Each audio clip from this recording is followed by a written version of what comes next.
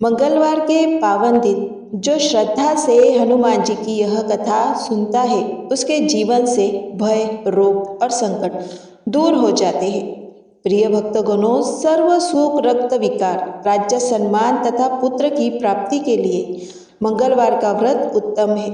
मंगलवार के व्रत से मनुष्य के समस्त दोष नष्ट हो जाते हैं। तो इसीलिए आज मंगलवार के दिन लाल वस्त्र धारण करके दिन में हनुमान जी का पूजन कर मंगलवार व्रत कथा का श्रवण करना चाहिए। इससे व्यक्ति को बल, बुद्धि, विद्या की प्राप्ति होती है तथा संकट मोचन हनुमान की कृपा से भक्तों के सभी संकट दूर हो जाते हैं। तो आज मैं सुना रही हूँ मंगलवार के दिन सुनी जाने वाली मंगलवार की बड़ी ही दुर्लभ पौराणिक व्रत कथा, जिसे आप सभी भक्तगण बड़ी श्रद्धा तथा प्रसन्न चित्त मन से पूरा अवश्य सुनिएगा। तो आइए जय सिया राम का उद्घोष करते हुए कथा का श्रवण करते हैं। एक नगर में एक ब्राह्मण परिवार रहा करता था। उस परिवार में सिर्फ पंडित दुर्गेश ही थे। वह अपना जीवन यापन यजमानों से मिली दक्षिणा से किया करते थे। माता तो बचपन में ही चल बसी थी और अब पिता का साया भी सर से उठ चुका था। सुबह खाना बनाकर खाते, फिर काम पर चले जाते। शाम को वापसी के बाद आराम भी नहीं करते और आते ही खाना बनाने में जुट जाते।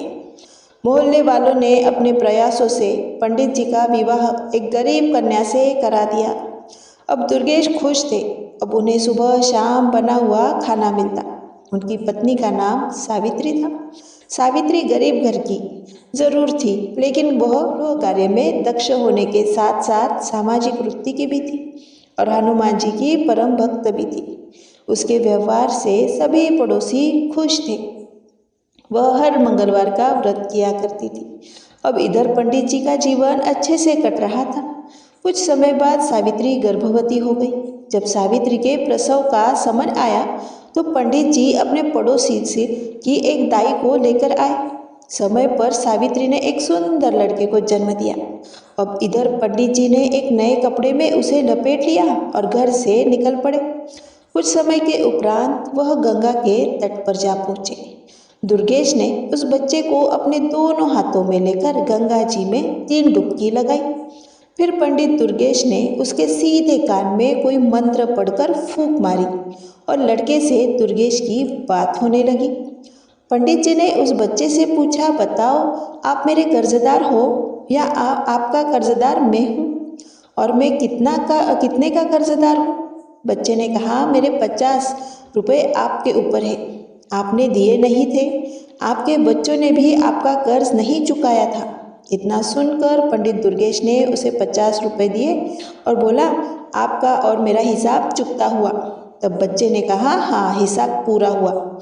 यह बात सुनकर दुर्गेश ने कोई मंत्र पढ़ा और उसके उल्टे कान में फूंक मारी और उसे गंगा जी में प्रवाहित करके अपने घर चले आए। उसने अपनी पत्नी सावित्री को यह कहकर समझा दिया था कि उसका मेरे ऊपर कर्ज था। मैंने उसे करके उसे वापस भेज दिया। मैं अगर ऐसा नहीं करता तो वह पता नहीं कब हमारे यहाँ से जाता। उस समय हमें बहुत दुख होता।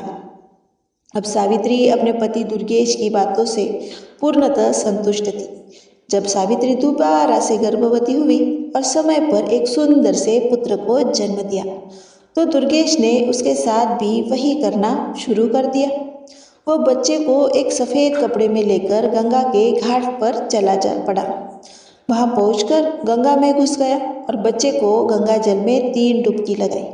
उसके सीधे कान में मंत्र फूंक मारी और बच्चे से बात की और पूछा, हाँ भाई, गंगा मैया के अंदर है हम, और तुम मुझे बताओ कि मैं तुम्हारा कर्जदार हूँ या तुम मेरे कर्जदार हो, और कितने के हो?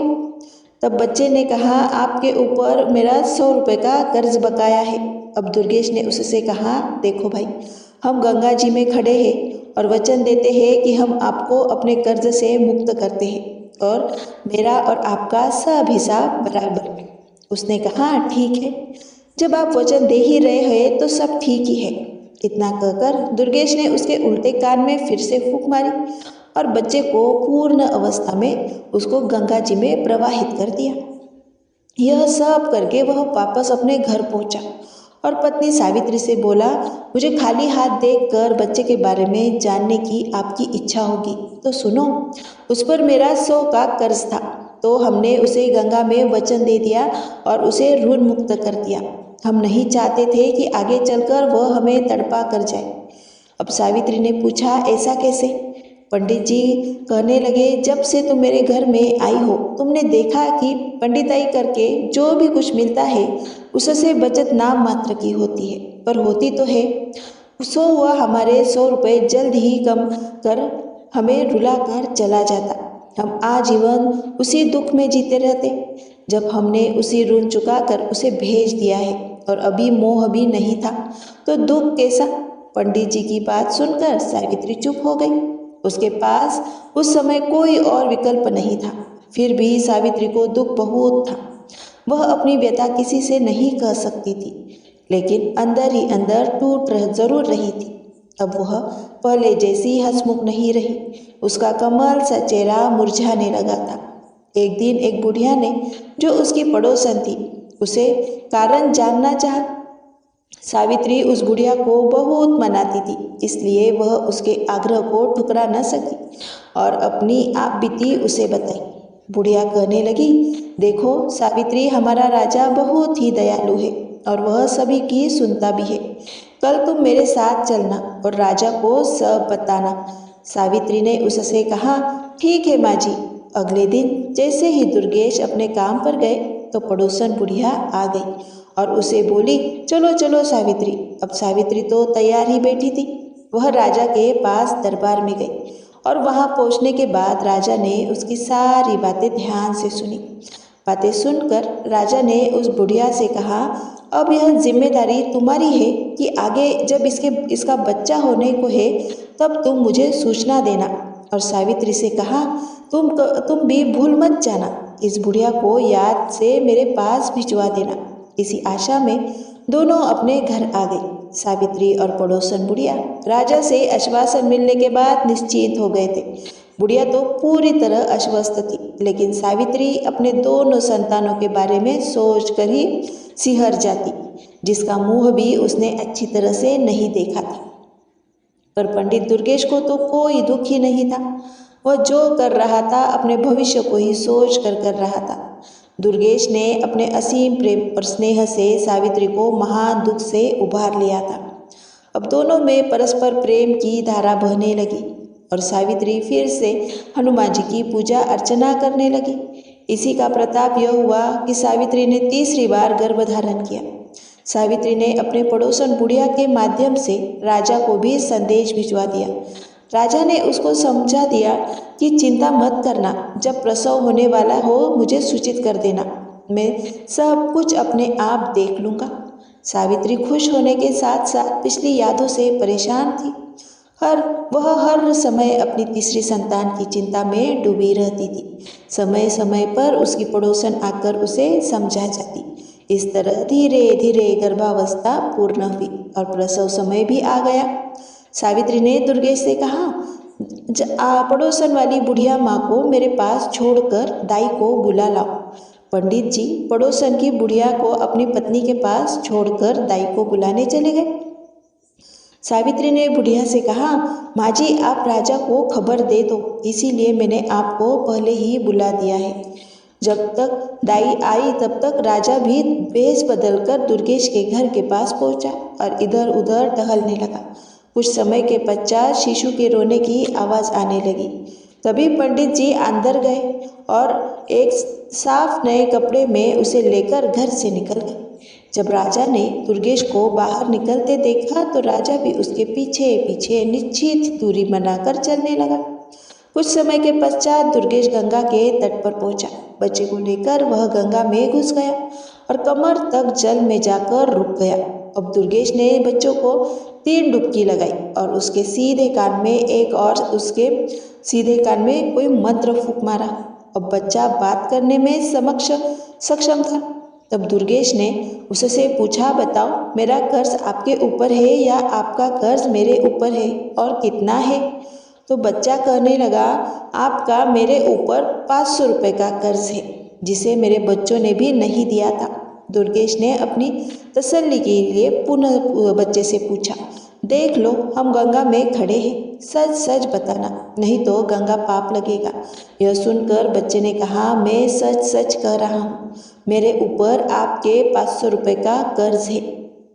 पंडित जी ने बच्चे के उल्टे कान में मंत्र फूंका। बच्चा अपनी असली रूप में आकर रोने लगा। अब राजा दूर से यह सारा अदृश्य देख रहा था। अब दुर्गेश ने बच्चे को गंगा में डुबकी लगाना शुरू कर दिया। राजा कुछ करता इससे पहले ही दुर्गेश 3 डुबकी पूरी करके बच्चे को कपड़े में लेकर जल से बाहर निकलकर किनारे पर आ गया। अब पंडित जी बच्चे को लेकर अपने घर की तरफ चल दिए। राजा के मन में अब यह जानने की उत्सुकता बढ़ती जा रही थी कि आखिर इसने पहले दोनों बच्चे गंगा में प्रवाहित क्यों किए। अतः राजा ने अपनी असली रूप में आकर दुर्गेश को रोक लिया। दुर्गेश ने राजा को देखकर उसको सलामी दी तो राजा ने दुर्गेश से पूछा, यह बताओ, तुम अपने दोनों बच्चों को गंगा में प्रवाहित क्यों करते आए। दुर्गेश ने कहने लगा, महाराज, आप इस बात को अच्छी तरह से जानते हैं कि एक पंडित को पंडिताई में क्या मिलता है। किसी ने 1.25 आने दे दिया तो किसी ने थोड़ा बहुत अनाज दे दिया।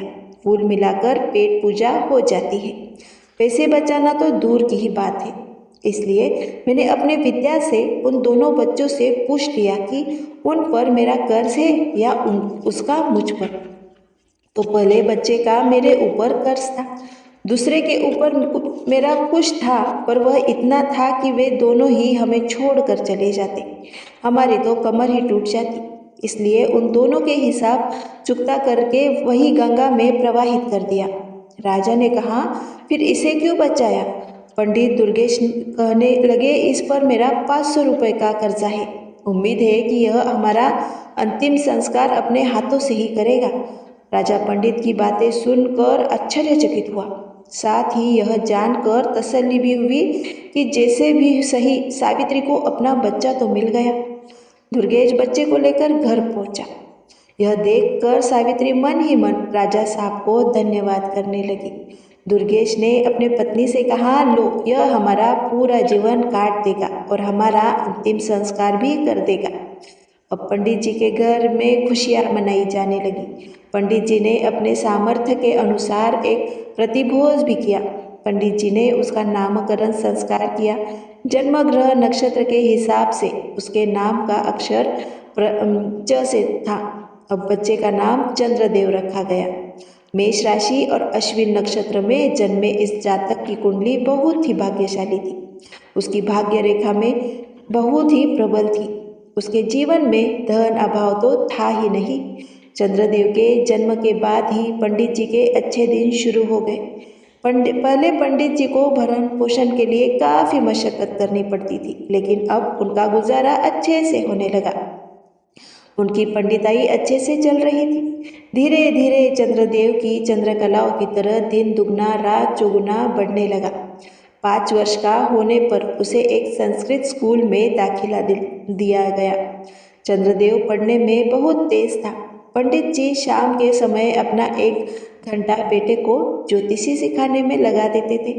बेटे चंद्र की बुद्धि विलक्षण थी। उसे जो मंत्र बताए जाते उसे कंठस्थ करना उसके लिए बाएं हाथ का खेल था। संस्कृत में प्रथमा करने तक उसने अपने पिता दुर्गेश से ज्योतिष में भी अच्छी पूरी दीक्षा प्राप्त कर ली। चंद्रदेव प्रथमा करके तक एक अच्छा नवयुवक हो चुका था। 14 वर्ष की उम्र में भी वह 18 का लगता। पंडित जी और पंडिताइन जी की पत्नी दोनों ही अपने पुत्र को इस तरह बढ़ता देखकर मन ही मन भगवान का शुक्रिया अदा करते। सावित्री अपने पुत्र को निहारती और भगवान का धन्यवाद करती। हनुमान जी को धन्यवाद देती और राजा का भी धन्यवाद करती। उसे तो यह पता ही नहीं था कि उसमें राजा का कोई योगदान नहीं है। अब चंद्रदेव ने प्रथमा के बाद आगे की शिक्षा के लिए अपने माता पिता को मना कर दिया। उसने माँ से कहा, माँ, मैं पिताजी के काम में हाथ बटाऊंगा। माँ ने कहा, बेटा, अभी तेरी उम्र ही क्या है, खेलो खाओ और आगे दुनियादारी को समझने की कोशिश करो। यह काम तो सारी उम्र ही तुम्हें ही करना पड़ेगा। इस पर चंद्रदेव ने कहा, माँ, जब मुझे पंडिताई करनी ही है तो बाद में क्यों, अभी से क्यों नहीं? विद्या तो कोई भी हो, उसे जितना उपयोग करेंगे उसमें बढ़ोतरी ही होगी। कल पूर्णिमा के दिन है तो मैं भी कल से काम पर जाऊंगा। वह अब पंडिताइन मन ही मन बहुत खुश हो रही थी। चलो, अब उसके घर में दो दो कमाने वाले हो गए थे। थोड़ा पैसा इकट्ठा करके हम अपने बेटे का विवाह भी भी कर देंगे और मज़े से उसकी दुनिया में रम जाएंगे। मन में ऐसा विचार करके वह सो गई कि चलो सुबह जल्दी उठकर दोनों के लिए खाना भी बना दूंगी। कल दोनों ही काम पर जाएंगे। पंडिताइन को रात में नींद नहीं आई। वह सोचने में ही करवटें बदलते बदलते परेशान हो गई। सुबह जल्द ही जगकर रसोई का काम निपटाकर स्नान ध्यान करके हनुमान जी की पूजा करने के बाद खाना बना दिया और अब निश्चिंत होकर चारपाई पर लेट गई। वह सारी रात सो नहीं पाई थी, अतः जिस चिंता के साथ वह लेटी थी उसे जल्दी ही नींद भी आ गई। सुबह पंडित जी जब अपने समय पर उठे तो उन्होंने देखा कि श्रीमती जी सो रही है, तो किसी अनहोनी की चिंता में डूब गए और सबसे पहले उसे जगाकर पूछा, अरे ओ भाग्यवान, तबीयत तो ठीक है? कहते हुए उसके माथे को छू कर देखा। तब सावित्री ने उससे कह दिया, मेरी तबीयत बिल्कुल ठीक है, थोड़ा जल्दी उठ गई थी, सो काम धाम करके मैं लेट गई हूँ और नींद आ गई। आप अपने नित्य कर्म करो और खाना तैयार ही है। इतने में चंद्रदेव भी जाग गया और नित्य कर्म करने लगा। दोनों पिता पुत्र तैयार होकर आ गए। सावित्री ने दोनों के आसन लगाकर उसे खाना परोसा। दोनों ने खाना खाया और दोपहर का खाना साथ में लेकर अपने काम पर निकल गए। चंद्रदेव का पहला दिन था तो उसे कोई भी यजमान ऐसा नहीं मिला जो उसकी सेवा में उसे ले सके। धीरे धीरे शाम होने को आ गई। चंद्रदेव उदास मन से घर के लिए रवाना हुआ। थके कदमों से वह घर की तरफ जा ही रहा था कि अचानक उसके मुख पर गरम गरम पानी की कुछ बूंदें गिरी। उसने अपनी नज़र ऊपर उठाई तो देखा एक बहुत ही सुंदर स्त्री अपने आंखों में आंसू बहा रही है। उसी के आंसू की बूंदें ही चंद्रदेव के ऊपर गिरी थी। चंद्रदेव रुक गया और उससे पूछने लगा, बहन, आपको क्या दुख है? मुझे बताओ, हो सकता है मैं आपकी कोई मदद कर सकूं। ऊपर से उस स्त्री ने देखा एक नौजवान लड़का तिलक छापे राम नाम के पीताम्बर डाले नीचे खड़ा है। वह बहुत बड़ा पंडित लग रहा था। उसे देखकर ऐसा लग रहा था मानो अभी अभी काशी से आ रहा हो। उस स्त्री ने कहा, अरे तेरे जैसे कितने आए और थक कर चले गए, मेरा तो विश्वास ही उठ गया है। तुम्हारे जैसे ढोंगी पंडितों से इतना सुनकर चंद्रदेव बहुत ही विचलित हुआ और मन में विचार किया कि मैं इस महिला से कुछ ना मिलने पर भी मैं इसकी परेशानी का कारण जानकर उसका समाधान अवश्य करूँगा। उधर से महिला ने कहा, मैं तुम्हें कोई पैसा या दक्षिणा देने वाली नहीं हूँ। चंद्रदेव ने कहा, माता जी, नीचे तो आ जाओ, अपना हाथ तो दिखाओ और बताओ समस्या क्या है। वह स्त्री नीचे आई और कहने लगी, देखो, पहले से ही मैं तुम्हें बता देती हूँ, मैं तुम्हें कोई दान दक्षिणा देने वाली नहीं हूँ। बाद में तुम दक्षिणा के नाम पर मुझे ठगना चाहो। इंद्रदेव ने कहा, बहन, मैं कोई ढोंगी नहीं हूँ, इसी शहर का निवासी पंडित दुर्गेश जी का पुत्र हूँ। मेरा नाम चंद्रदेव है। मैं एक ज्योतिषी हूँ, इसी मोहल्ले में रहता हूँ। हाँ, दूसरी बात, मैं आपका रोना देखकर दुखी हुआ हूँ, इसीलिए पूछ लिया। अब आपकी मर्जी है, जानना चाहती हो या नहीं। वह स्त्री कहने लगी, ठीक है, तुम जो भी कहो, इतना समझ लो मैं तुम्हें पैसा देने वाली नहीं हूँ। चंद्रदेव कहने लगा, ठीक है, मैं पैसे मांग कब रहा हूँ? तो वे स्त्री बोली, अगर तुम्हारी बातें सही निकली तो मैं तुम्हारे घर पर ही दक्षिणा भिजवा दूंगी। चंद्रदेव कहने लगा, बताओ समस्या क्या है? उस स्त्री ने कहा, मेरे पति परदेश गए हैं, 4 वर्ष हो गए, अभी तक वापस ही नहीं आए और ना ही कोई सुखद पत्र उन्होंने भेजा है। मैं केवल यह जानना चाहती हूँ कि वह ठीक तो है और कब तक वापस आएंगे। चंद्रदेव ने कहा, आपके 2 प्रश्न पूछे हैं, इस दोनों में से आप किसके बारे में पहले जानना चाहती हो? स्त्री बोली, दोनों प्रश्न के बारे में जानना चाहती हूँ। चंद्रदेव कहने लगा, नहीं। उस स्त्री ने कहा, क्यों? तो उसने बताया, क्योंकि मैं मुफ्त में केवल एक ही बात बताऊंगा। अब तुम फैसला करो, कौन सी बात पूछना चाहती हो। स्त्री चुप हो गई और दिमाग का इस्तेमाल करने लगी। सोचने लगी कि कौन सा प्रश्न पूछूं। आने पर दिख जाएगा और दूसरा स्वस्थ होंगे तभी तो आएंगे। ऐसा विचार करके स्त्री ने कहा, आप केवल यह बता दीजिए कि मेरे पति कब तक आएंगे। चंद्रदेव ने अपना पत्रा निकाला और उसमें देखने लगा। अपने उंगलियों पर गणना करने लगा। करीब आधा घंटे की गणना के बाद उसने कहा, सुनो, आपके पति आज रात्रि में ही आ जाएंगे। स्त्री बोली, क्या पागल हो गए हो? ढोंगी कही के मुझे बेवकूफ़ समझा है क्या? चंद्रदेव ने कहा, वो कैसे? श्री बोली, 100 का लालच होगा। चंद्रदेव बोला, बहन, जब कह दिया कि मुफ्त में ही सवाल बताऊंगा, फिर यह कैसी बात कर रही हो आप? श्री कहने लगी, अभी तक तो किसी ने कुछ भी नहीं बताया। चंद्रदेव बोला, बहन, मैं ज्योतिषी हूँ, ठग नहीं। अब तक आपको ठगों से पाला पड़ा होगा। मैं अपने विद्या के अनुसार बता रहा हूँ कि आपके पति रात्रि के 12 बजे तक आ जाएंगे। वह स्त्री बोली, आप सही कह रहे हैं। मेरे साथ ठगी हो चुकी है, इसलिए अब मैं किसी पर भी विश्वास नहीं कर सकती और किसी को पहले पैसा भी नहीं दूंगी। चंद्रदेव कहने लगा, बहन, मैंने तो पहले ही कहा था, मुफ्त का मतलब मुफ्त। अगर आपको सही लगे तो मेरी दक्षिणा जो उचित समझो भिजवा देना। उसने कहा, अच्छा ज्योतिषी जी, आप कह रहे थे हमारे पति आज रात में आएंगे। चंद्रदेव कहने लगा, हाँ, आज रात्रि में ठीक 12 बजे आपके पति आएंगे।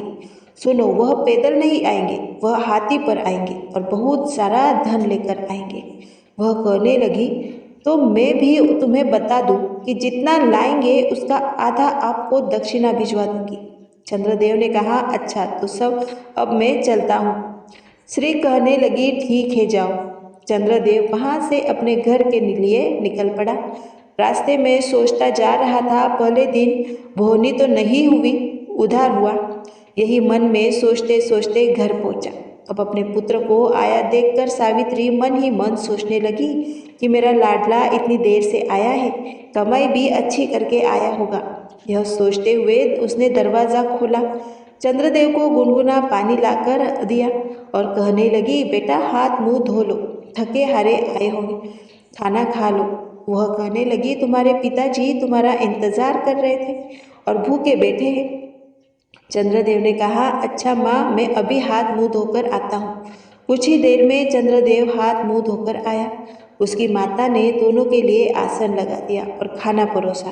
तभी माता ने पूछा, बेटे, कैसा रहा आज का दिन? चंद्रदेव ने कहा, माँ, बस भूनी तो नहीं हुई, बस उधार हो गया। माँ बोली, तभी तो कहती हूँ, अभी खेल ले, कूद ले, अभी तो तेरे पिताजी कमा ही रहे हैं, पर तूने जिद कर दी, सारा दिन ऐसे ही भटकता रहा। चल चल, उधार किया तो उसका क्या पता आया कि नहीं आया।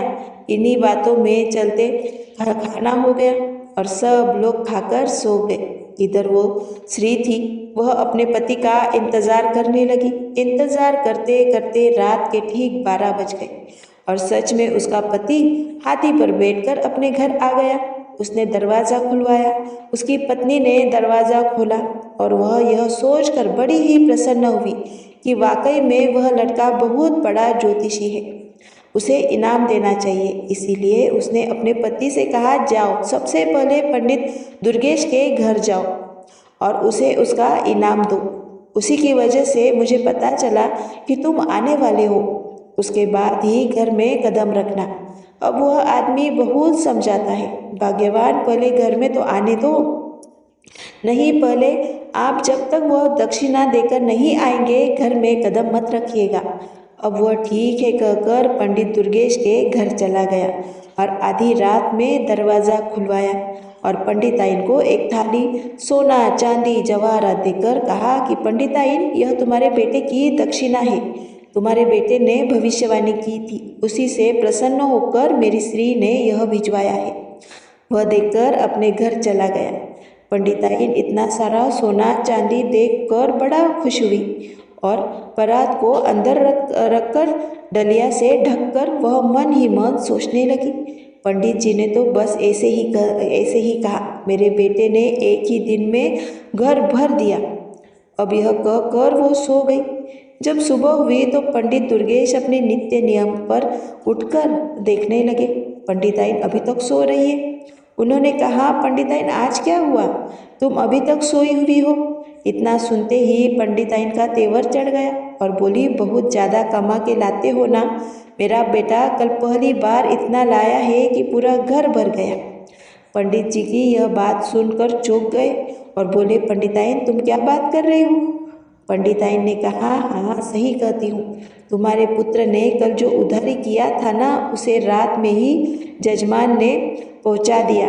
यह देखो, एक पारात भर मुद्राएं है। यह देखकर तो पंडित जी अपने सिर पर हाथ धरकर तुरंत जमीन पर बैठ गए और रोने बिलखने लगे।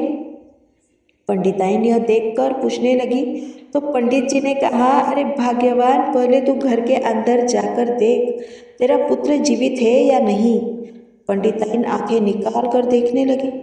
अब वह भागी भागी घर के अंदर गई तो देखा उसका पुत्र मरा पड़ा हुआ था और वह जोर जोर से रोने लगी। यह देखकर पंडित जी ने कहा, पंडिताइन, मैंने कहा था ना, पूर्व जन्म के उसने अपने सभी कर्जों को चुकाकर हमसे मुक्ति पाली है, इसलिए तो हम उसे कमाना नहीं देना चाहते थे। अब तुम हनुमान जी की पूजा करो, अब वही तुम्हारे पुत्र को वापस ला सकते हैं।